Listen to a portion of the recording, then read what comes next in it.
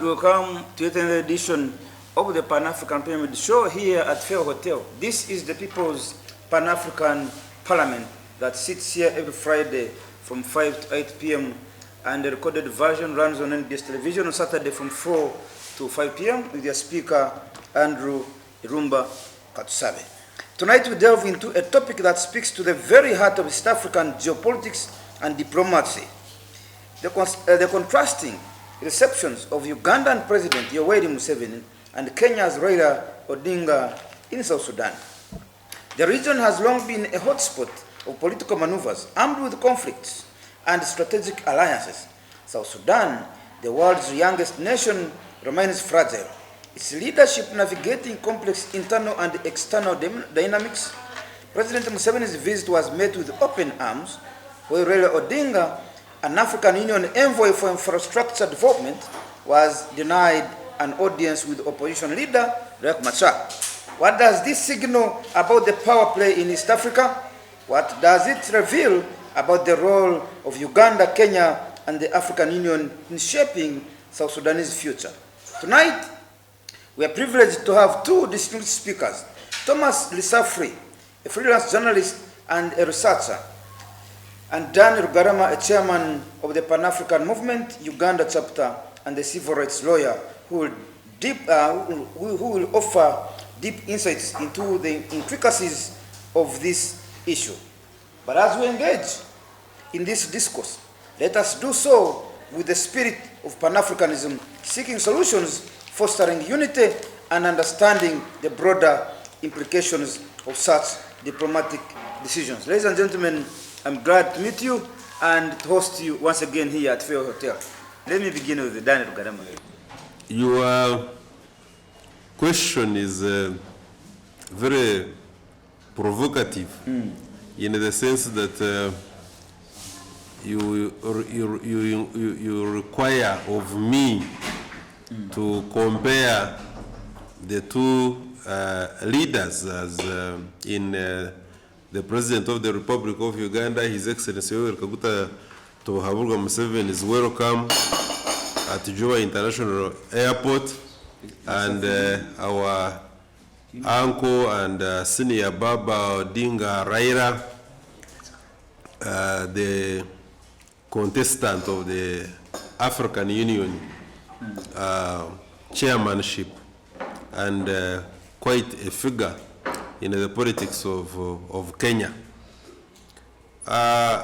In as far as the situation in South Sudan is concerned, I think the two leaders, in all manner of speaking, save for the fact that when Raila Odinga appeared in Juba, he was reminded that he has got to come and share a few moments with the President of the Republic of Uganda, which probably some of our people in different sections of society, in the media, in the political circles, could have interpreted as Uganda holding the last word on the happenings in South Sudan. I hold slightly different perception and views about that, but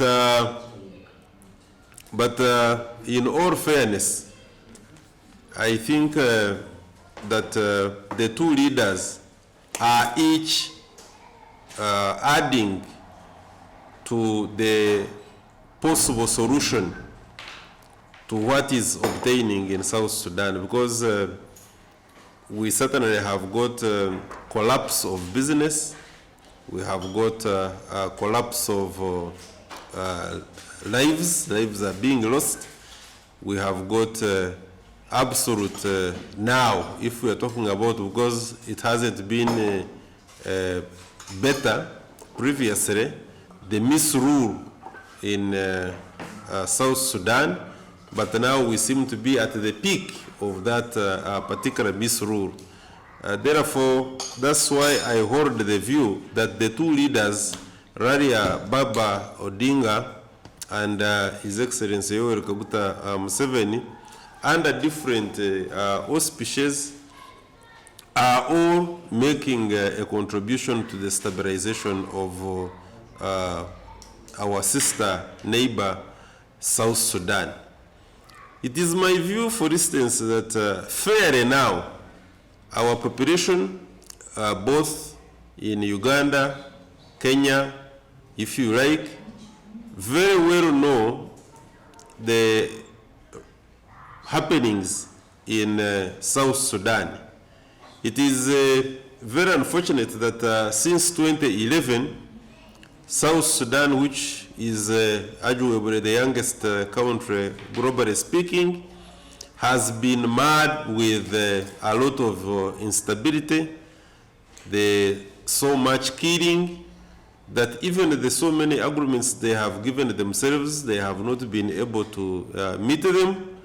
It is by God's grace that we have not witnessed a full-blown scale war, and all simply because the political leaders that we have there have in one way or another not come to realization that the country called South Sudan is much bigger than Salva Kiir, for instance, and Dr. Racha Machar, and some of these numerous generals who are on the political scene at the same time on the military scene. We observed, for instance, some 1 week ago, if my memory serves me right, that a number of factors have led to the standoff which we are witnessing in South Sudan now. For instance, the military power of Dr. Rach Machar has been declining. The President Salva Kiir has unfortunately not kept the promises that were contained in the agreement that brought the two parties together to form a government, the SPLM in leadership and the SPLM in opposition. And the ministers from the SPLM in opposition, a good number of them have been fired, and that in itself goes against the spirit within which the political sharing arrangement was achieved, and it is bound, like it has already done, to create confusion and affliction, and the aggrieved party in the SPLM in opposition, in an effort to protest, also went and overran a certain military base in one of the military bases in South Sudan, and that was interpreted by Salva Kiir and his leaders, other leaders, as an attempted coup, in which case they moved to surround the residence of Dr. Racha Machar and also other leaders hailing from SPLM in opposition. And this is how we come to the position at which we are in as far as South Sudan. When you get, if it was not for the UPDF, and this was done upon the invitation by a sitting president, the sitting president being Salva Kiir, when the forces which appeared not to be friendly were closing on him, he realized that he could probably lose his political power, or maybe even his life. His life would be in a danger. and those of his other colleagues in government. And like any other political leadership would have done, he chose to call on a friendly power. I don't find that strange because he's not the only president who has done it, and he's not the first. I'm very sure that he's not going to be the last.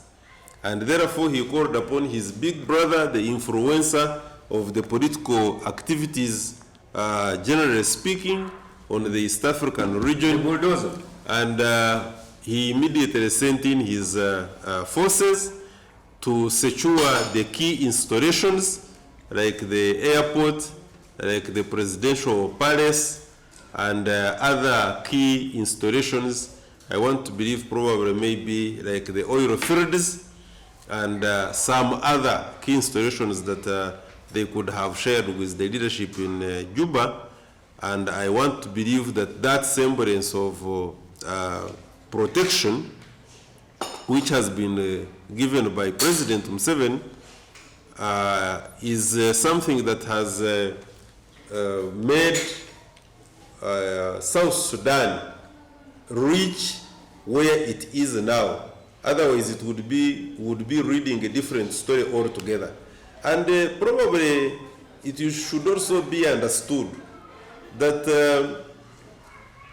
over a time, the NRM and UPDF, if you like, they have cultivated a niche in military accomplishments that we have got, largely speaking, Rwanda owing her existence from Uganda. And what do I mean?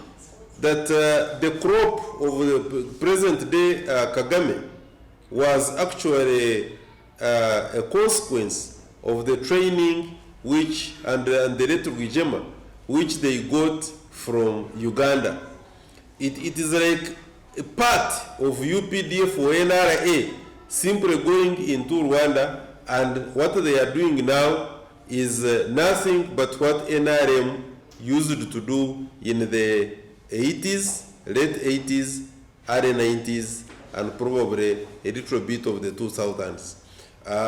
When you look at what UPDF has done in Somalia, the stabilization of Somalia, which was almost a failed state, we can of course argue that there are other armies like the Ethiopian army, Kenyan army in different parts of Somalia, but truth be told, UPDF has reasonably had a larger participation than the rest of the East African community members in the affairs of Somalia.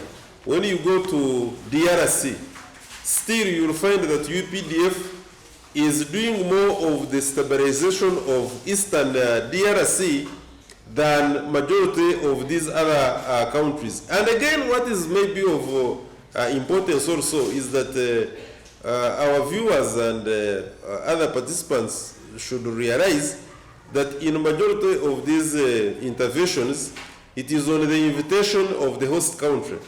There are very few instances where we have entered the different East African countries in a hot pursuit, because hot pursuit is also allowed, only that when you achieve certain short targets, then you withdraw. But UPDF and but leadership... For the case of... there is a special case about South Sudan and Uganda's intervention. Comrade Rugarama, Uganda is regarded as one of the guarantors of the peace agreement in South Sudan. Now, it means you are guaranteeing two factions, the one in government and the one in opposition, Riek Machar and Salva Kiir. It means that your intervention must also be agreed upon by the two factions. Here you have entered on the agreement of Salva Kiir. Riek Machar thinks that you actually went there to bolster him against Salva Kiir, I mean against Riek Machar. So it makes it puts you in a tricky situation. You are supposed to be a father of these two warring children, but now you have entered in a conflict that one of them thinks you have actually gone there to boost the side of the other child of yours. So for the case of Uganda, don't you think that there is something we are missing? It also gives you, you can imagine, the moment President Museveni set his feet there, yeah, on the invitation of Salva Kiir, Riek Machar's faction are actually against it. They even wrote a protest note to the UN. Now, that makes the whole thing ugly. Mr. Speaker, yes, I wish to submit as follows. It would be very unfortunate for some of our colleagues to believe that there can never be a government minus the direct participation of Dr. Riek Machar. Why do I say so? Why, no, Dr. Machar. Why do I say so? I say so because the head of state is Salva Kiir. And Salva Kiir, as the president of South Sudan, it is within his mandate to invite his colleague, whether that be the President of the Republic of Uganda or any other person, to help him in one way or another. The two camps that we are talking about ceased to be when they agreed and formed a government. It means that when you form a government, there are certain powers which you must forfeit. And in this regard, Dr. Machar forfeit the power of making decisions independent of a president of South Sudan. That whatever the president of South Sudan now says will be taken officially as the position of the entire country. What about the other faction with whom you have made a peace agreement? There is no. You don't care about their feelings or their thing about the same? When they were, I do not think that in the mind of Dr. Machar, he could have thought that, for instance, by his forces allied to, because you see, we must understand South Sudan. It has got what we call, it's almost a troubled country. It's actually a troubled country. That you have got militias who are at a point of operating independently. They have got no structured command. Everybody in South Sudan is a general. You can now, when you don't have a structured command, it becomes very difficult for you to say that when they were overrunning, for instance, a government base, a military base, and that force is allied to Dr. Machar, what were they thinking? Any responsible leadership will certainly make an intervention. When the president realized that the intervention he was making, he didn't have enough capacity, he called in his other brother. Museveni, or the president of the Republic of Uganda, being one of the guarantors of the peace in South Sudan, I think does not go away by merely realizing that this time he secured vital installations in Southern Sudan, and now he has stepped in there to talk. I want to believe that he's talking to both people, both camps, so that they can be brought together. And I think when you want to separate, because this was a fight, if you want to have peace, you first separate. By separating, what the president as a guarantor of peace, or the president of Uganda as a guarantor, as one of the guarantors of peace in South Sudan did, is to first separate the two. After separating the two, of course, depending on how you separate, there will always be different interpretations. There are those who are interpreting his separating the two as favoring the sitting government. I don't think so. Nevertheless, the most important thing was that the situation which was obtaining in South Sudan needed direct intervention. That was done by the President of the Republic of Uganda. He is following up what he did with his physical presence so that he can talk to the warring parties and say, in the circumstances, what is the best option? And I want to believe, Mr. Speaker, sir, going forward, that his visit, as he concludes it, there is going to be positive fruits realized, rather than him having ignored or ignoring, like majority of people have ignored, because we have ignored too many things. We ignored the situations in Rwanda. Genocide happened. We ignored the circumstances in Burundi. You know what happened. We ignored the circumstances in Somalia. We all know where Somalia was going. We ignored the situations in Cameroon. We know how South Cameroon is now different, detached from the northern Cameroon, 2 countries in one. We ignored the circumstances in DRC. DRC has been a terrain and a fertile ground for all manner of rebel activities. Every situation that we have ignored, and if there was no strong leadership here and there in Nigeria, if for instance the Biafra war had succeeded, we would be having now Nigeria divided into two, and who knows, maybe into 4 parts. Therefore, certain situations demand the intervention of the strong man, and the circumstances and in DRC now. That strong man in these East African cases, who? At the moment, it is by no means, you don't have to doubt it, His Excellency Yoweri Kaguta Museveni. The Safri was doubting. Before you come in with day, I am still on this one. I am asking you the last question, Comrade Lisafri, Rugarama, my elder. Some people say, whatever is happening in South Sudan, it is as a result of President Salva Kiir mistake. One, people are agitating why he has failed to organize a free and fair election since 2015.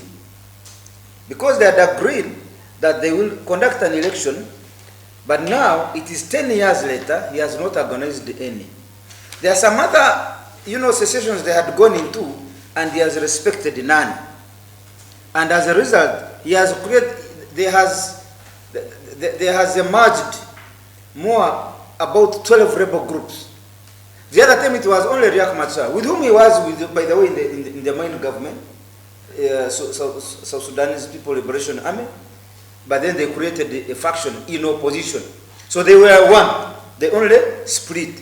But now they are emerging other rebel groups that are opposed to the leadership. So they are saying, because Salva Kiir has refused to implement, because he's the implementing figure, he's the sitting president, he's the one supposed to implement. So he has failed to implement the peace agreement. This is the result. So when the president of Uganda is going in South Sudan on the side of Salva Kiir, it is as if you are agreeing to disagree and to fail to implement the peace accord to which Museveni is a guarantor. It is unfortunate, like I have already observed, it is unfortunate that we have had, right from 2011, when we all participated in the independence of South Sudan, you remember the referendum, that they gave themselves up to 44 months. That within 44 months, they would have achieved a democratic process of having elections, both at the presidential, parliamentary, and local government. It is unfortunate that we are talking about 77 plus months since that time, and no such elections have been held. 77 months? Yes, 77 months. It is unfortunate in the sense that if the spirit, if the spirit was there, they would have held these kind of elections. Because the same argument, you remember, was being parroted by former President Joseph Kabila, arguing that they didn't have money to hold the elections in the DRC, which was also very unfortunate. But later, elections were held nevertheless, in the same manner by the government in South Sudan failing to hold elections. I can assure you a lot has happened to indicate to the entire world that there is no intention to make South Sudan a stable and better country. It is, yes, I will agree with you that the president holds the final responsibility, because in your capacity as the president, he has not authored any paper to convince the guarantors of peace and the citizens that I have failed to hold elections. I have not put in place what we agreed maybe 4 or so years ago, or a good number of years back, because of 1, 2, 3, 4, 5 reasons. And because that has not happened, we must hold the president accountable. But at the same time, the president Salva Kiir is not alone in this government.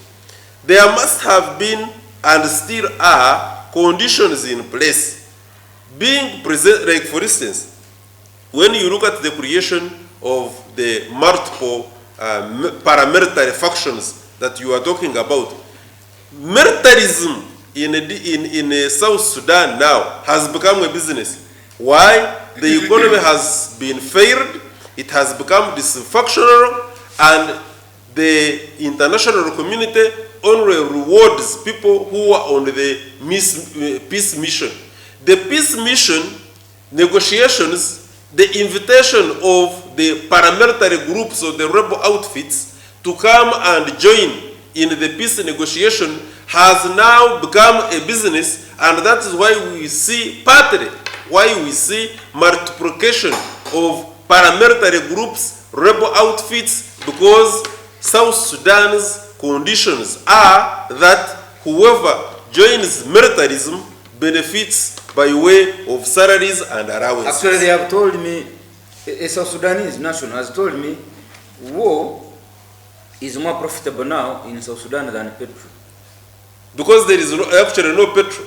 As a matter of fact, if I may tell you, because of the unfortunate situation, the war which is happening in South Sudan and almost in the entire country, because every part of South Sudan is at war. Each clan wants to overrun another clan. Each herdsman wants to go and overpower another herdsman and take his cows. It is lawlessness at work. The police is non-existent. The army is extremely partisan.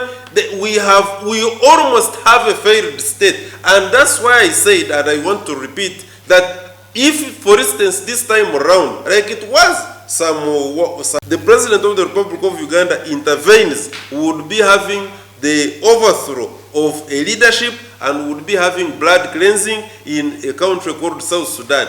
There had to be military intervention from a tested and trusted power like Uganda, so that after stabilization, now we can start talking about Pan-Africanism, civic empowerment, ideological grounding, so that people understand that some of these fights are useless and it is nothing but symptomatic of ideological bankruptcy that must be fought.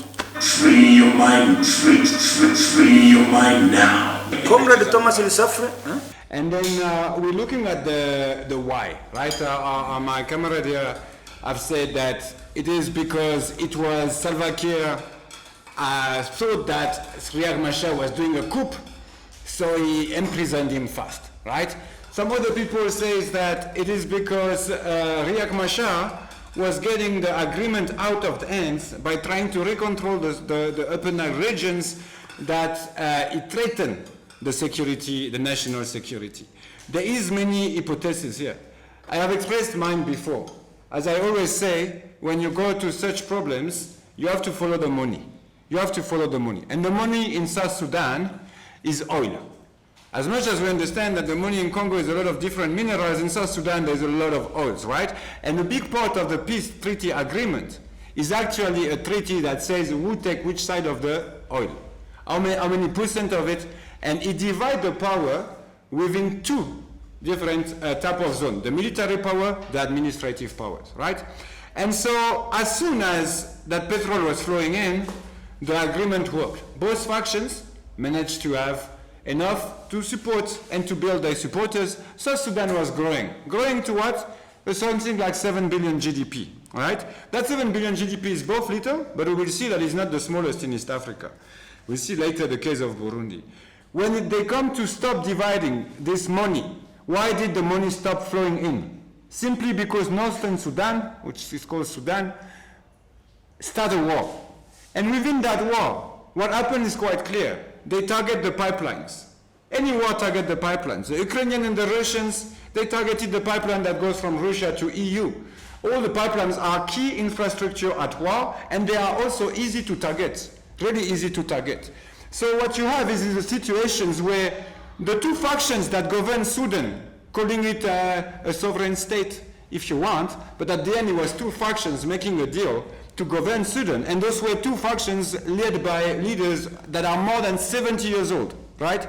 And that did not have the legitimacy of someone like Garang, for instance. However, they rule a really young country, they divide the power, the pipeline got broken because of the war in Sudan, right? And all sorts of businesses stopped between Sudan and South Sudan. And as you said, it got replaced by what? By war economy. So you had a petroleum economy that had been replaced by a war economy. And that whole political economy is what has broken, I believe, the peace agreement between the faction of Salva Kiir and Riek Machar. So we can look at diplomacy as a solution. But when we look at war, what we look is an economic war first. There is one of the factions staging an economic war on the other factions. It is interesting to realize that there's few points to realize in that situation. The first point I want to bring is, and I will be really short about that, the story of Raila Odinga coming to Juba and having to travel back to Entebbe. It's a massive disgrace. It is a disgrace for Kenyan politics. What are we talking about here? We are talking about a country that prefers to send its troops to bring peace in Haiti because Americans have asked, but when he asks to look at his own neighbors and help his own neighbors, he doesn't even know how to open the door. He doesn't even know how to speak. He doesn't even know how to engage with the situation. So disgrace, first point, disgrace of Kenyan politics. It's a disgrace of Kenyan diplomacy, not politics, my bad. Would that happen the same way if it was Kenyatta? I am not sure. But Ruto politics are more powerful in America, in Washington, than in East Africa. In Haiti. In Washington, Haiti we don't know. Haiti we really don't know. As far as I understand, General Barbecue is winning. So I don't think they're much powerful in Haiti. But they are in Washington. If you look, they got invited in Washington, they can parade, la la la, they dress well, they're happy. But when it comes to actually going to Cuba, when it comes to actually joining and dealing with regional politics, no one to be found. No one to be found, right? Because Kenyan democracy have failed. They not only have failed the Kenyans, they also have failed East Africans now. And when we see Raila Odinga going, right, and coming back with no info, then having met Salva Kiir that told him like, yeah, stay in your corner, you know? Did you know that the AU sends a delegation, right? The AU sent a delegation. The AU sent a delegation with another Kenyan, not Mr. Odinga. So the special envoy of the president has been replaced. Efi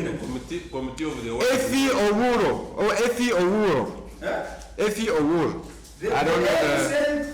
Another delegation, yes, with a different Kenyan. Correct. Not the one that was sent by the president, correct. And it's a big, you can imagine that for AU, that Odinga wanted to take the general secretary, of course, the situation is a bit complex for them. They do not really want Odinga to sort out the problem, but no one seems to want Kenya to get involved. No one seems to want Kenya to get involved. The AU delegation was sent by former Burundi President Domitien Ndayezi and Efio Oburo, right? So it's a disgrace of Kenyan politics. I will stop here for that because you guys know my feelings towards what Ruto is doing to his people and to the region. Clearly, he's more interested by Washington and by traveling to Germany than actually even just trying to go to Juba down the road, right? So first point, it's an economic issue. It started with the war in Sudan. The pipeline got broken, so the money that came in the country got broken. Second point, it's a disgrace and a failure of Kenyan diplomacy in that situations.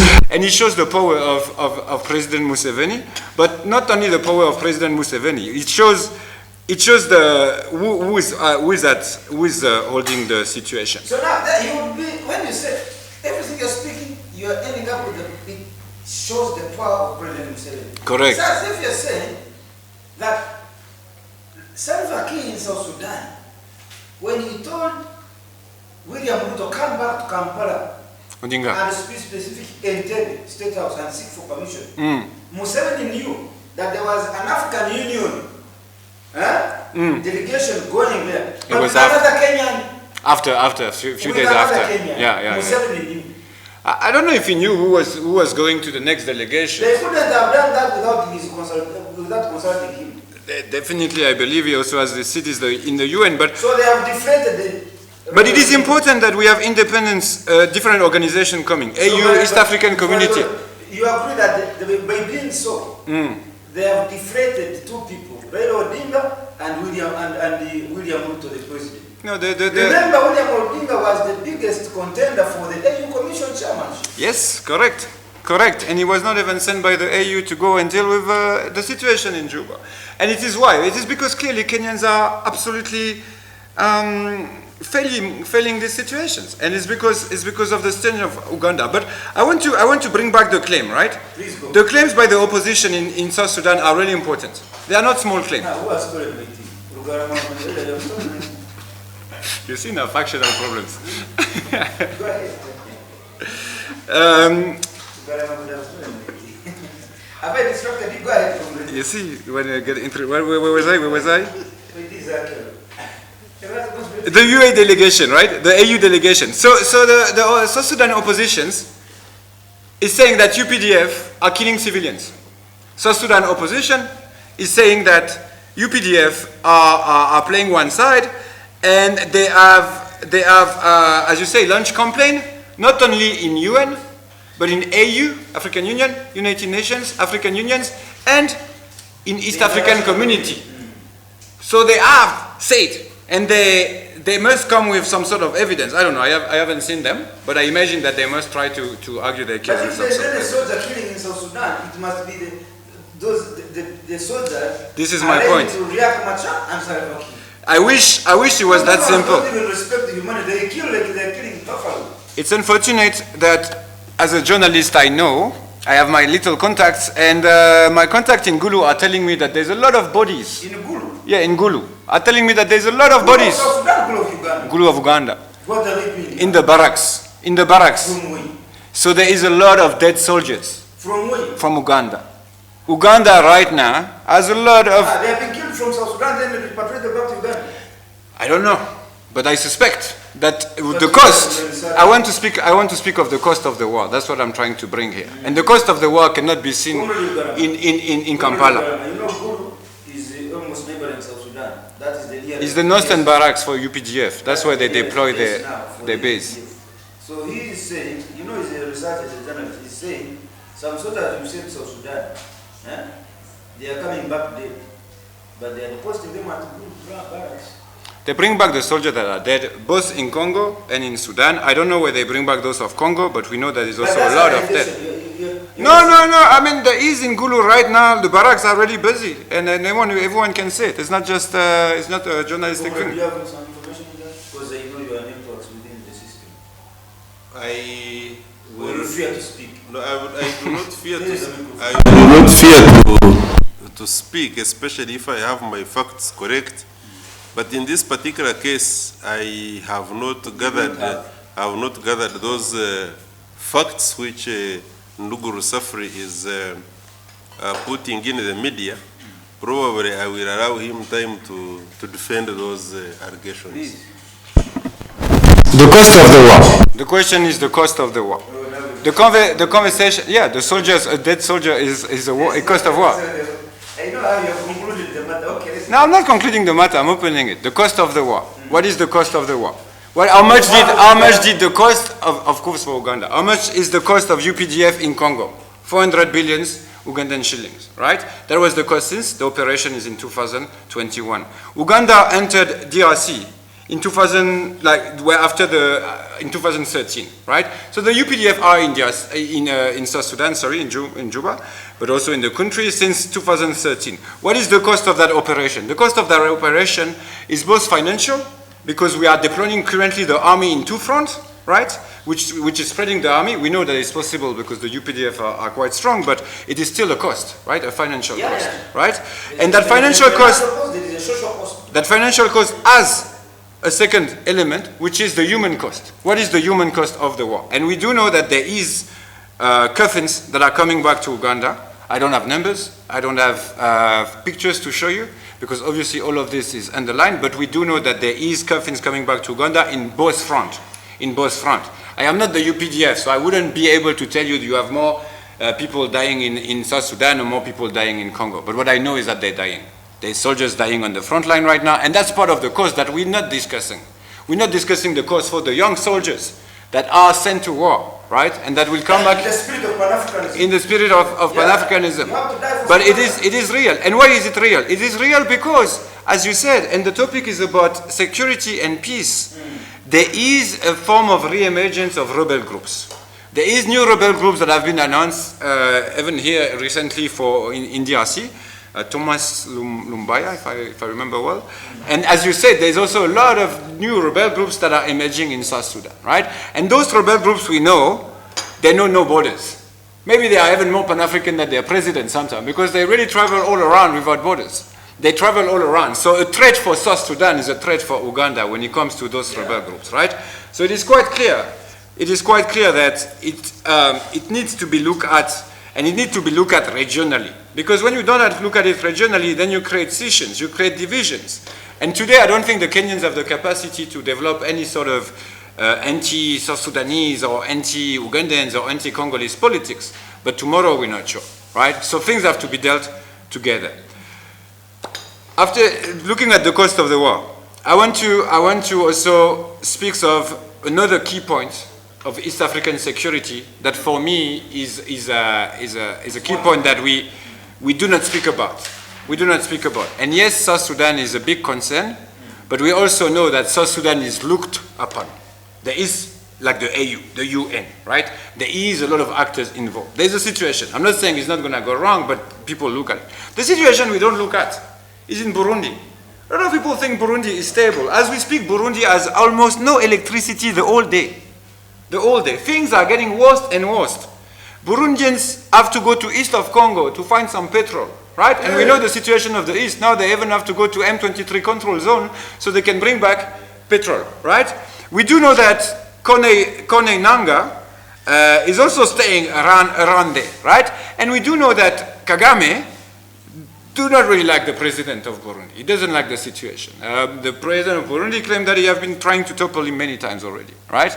So we see the M23 surrounding the lake. Kagame doesn't like the president of Burundi. Kagame doesn't like the president of Congo. I didn't say that. I didn't say that. No, this is in the open, my brother. I didn't say that. Kagame has been having a problem in Uganda. It is only. But Kagame is surrounding Burundi right now. Burundi, the border north of Burundi is Rwanda, right? And now on the east of Burundi, what you find, on the west of Burundi, sorry, on the west of Burundi, what you find is M23, and you find, therefore, the Rwandan army, right? So I'm also looking at the situations where the society is suffering a lot in Burundi right now, right? Society is suffering a lot. The president is becoming less and less legitimate. He's sending his troops to fight the M23 in Congo. So Rwanda and Burundi are fighting in the east of Congo as we speak. And many have reported that the Burundian army have lost. But I don't know if those are rumors. I'm not a military myself. It is quite clear that an escalation here is possible. An escalation here is possible. And then really few analysts are looking about the situation in Burundi, but I do think that it's something to look upon, right? It's not just the east of Congo and South Sudan. It seems like we are in an era where you have the re-emergence of military solutions in front of diplomatic solutions. So in South Sudan, we do not know if it's going to be the military winning, the diplomacy winning, but what I can see is that in Burundi, there must be things happening in the next weeks and months, and we will soon have to speak about that in this show. Maybe last but not least, big security concern is the role of former president. What is the role of former president in the region, in regional politics, right? I'm asking, and here again I have more questions than I have answers, right? But what we know is that Joseph Kabila was in Kampala a few weeks ago, right? 2 to 3 weeks ago. He didn't stay long. He stayed in Entebbe. He probably met with President Museveni. You don't know where he stayed. You know when he came. No, he came. He left. He came. He left. He didn't stay. But he was in Entebbe. He didn't come to Kampala.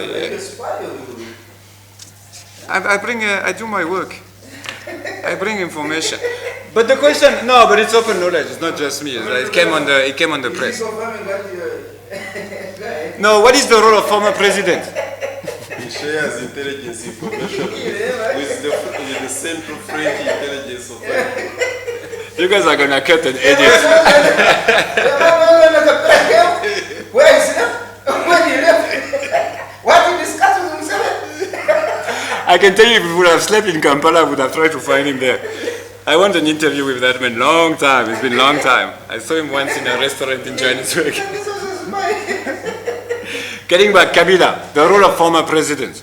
What role does former president play in all of this, right? Are they making peace? Are they helping for peace? Kenyatta, what is he doing here? I don't know.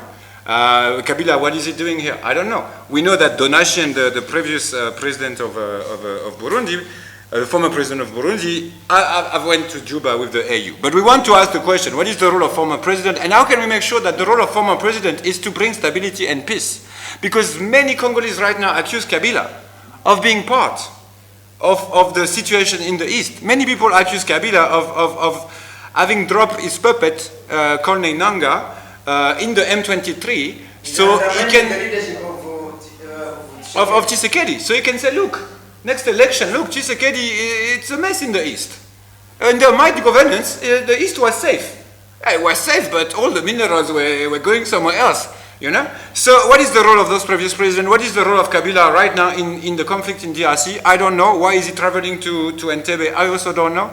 Maybe he was hoping to meet Raila Odinga. No, I don't know. I don't know. I'm asking questions. I'm asking questions. What I question is his involvement, and behind him is the involvement of former president, right? What do we do of former president? Do they bring peace and stability, like Obasanjo in Nigeria doing for West Africa, like Thabo Mbeki used to do for South African influence in the Southern Africa? What type of former presidents do we have, and what role do they play? I think Kabila's silence is too much. But also, Silence is too loud. it's that's the better way to say it.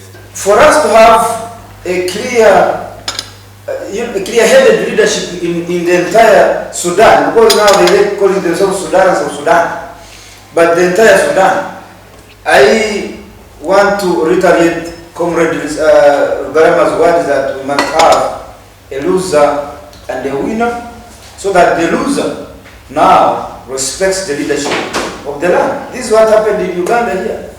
Yeah, when President Museveni took over, you either agreed with him or you were inherited.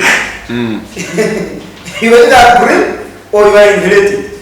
And by that, some of them are down the earth there.